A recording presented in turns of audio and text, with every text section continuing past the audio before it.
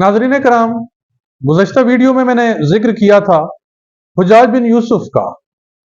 तो हुज्जाज बिन यूसुफ कौन था, उसके काले करतूत क्या थे, उसके बारे में हम आज बात करेंगे। तारीख का सफर जारी है, तारीख के असबाक सबक जारी है। तो हुज्जाज बिन यूसुफ बनु सकीफ, जो कि ताइफ का एक बड़ा कबीला था, उससे उसका ताल्लुक था। ये वही कबीला है जिसके पास नबी अकरम सल्लल्लाहु अलैहि वसल्लम हिजरत से पहले तशरीफ लेके गए और आप पे पत्थर बरसाए गए, आपकी तहकीर और तजलील की गई।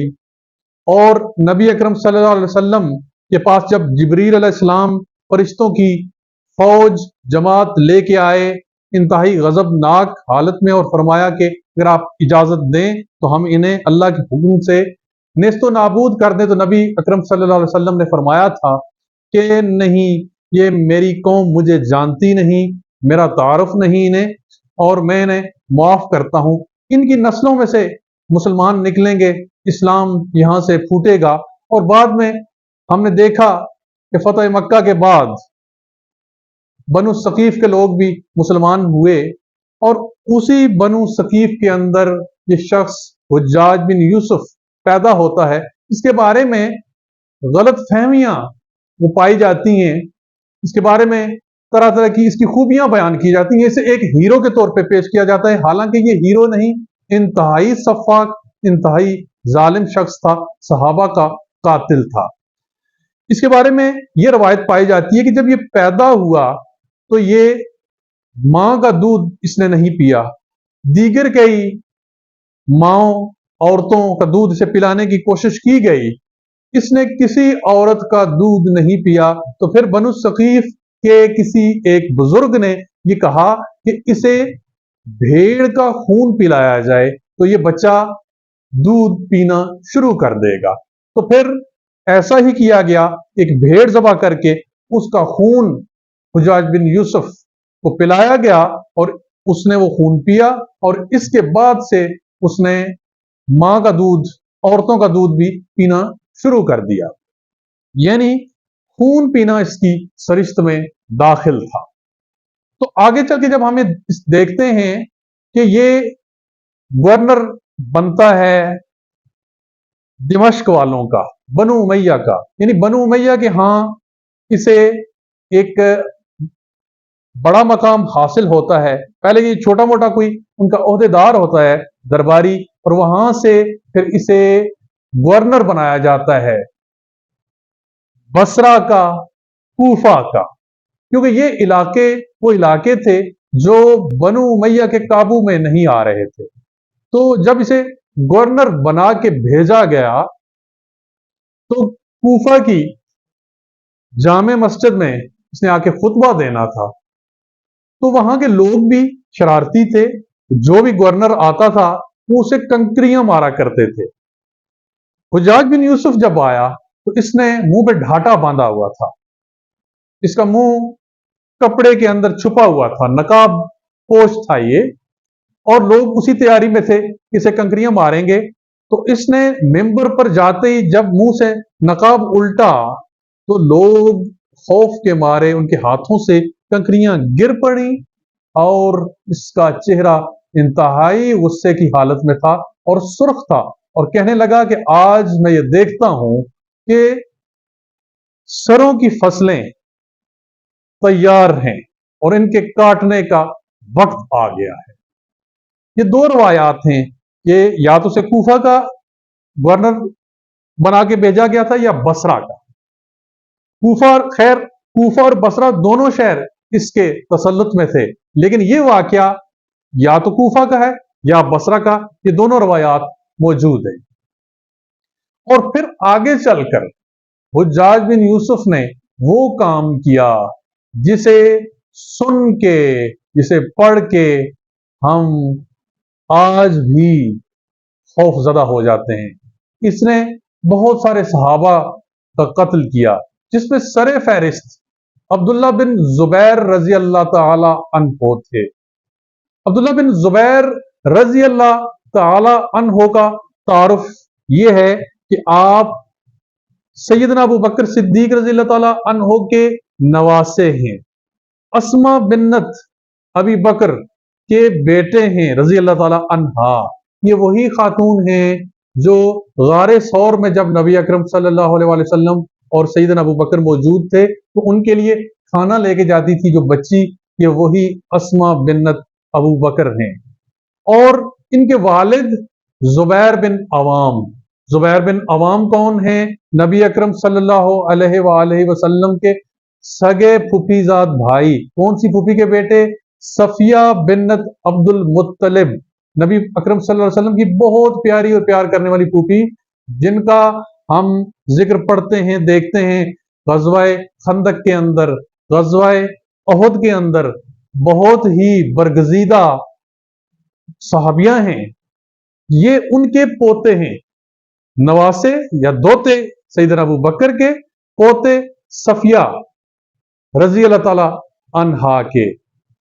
और फिर क्या है कि जब मुसलमान हिजरत करके मदीना आए तो उनके यहां किसी बच्चे की विलादत नहीं हो रही थी, तो यहूदियों और मुशरिकीन ने यह प्रोपेगेंडा किया कि मुसलमान बांझ हो गए हैं, उनके यहां औलादें नहीं हो रही। तो ये पहला बच्चा था जो मदीना में पैदा हुआ और पूरे मदीना ने खुशियां मनाई कि सब मुसलमानों को ये खुशी हुई कि हमारे यहां देखें एक बच्चे की वलादत हो रही है, और कुफार के मुंह बंद हो गए। और ये बच्चा अब्दुल्ला बिन जुबैर रजी अल्लाह ताला अन्हो जब ये चढ़ाई करता है हुज्जाज बिन यूसुफ मक्का की, तो उस वक्त इनकी उम्र 72 साल है।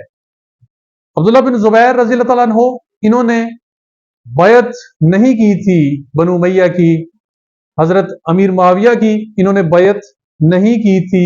यजीद के लिए जो बैत कर रहे थे उसे इन्होंने कबूल नहीं किया था, और ये हुकूमत कर रहे थे हिजाज पे। मदीना और मक्का पाक दोनों मुकद्दस शहर इनकी हुकूमत, इनकी बादशाहत का हिस्सा थे। जब और 9 साल ये हुकूमत रही।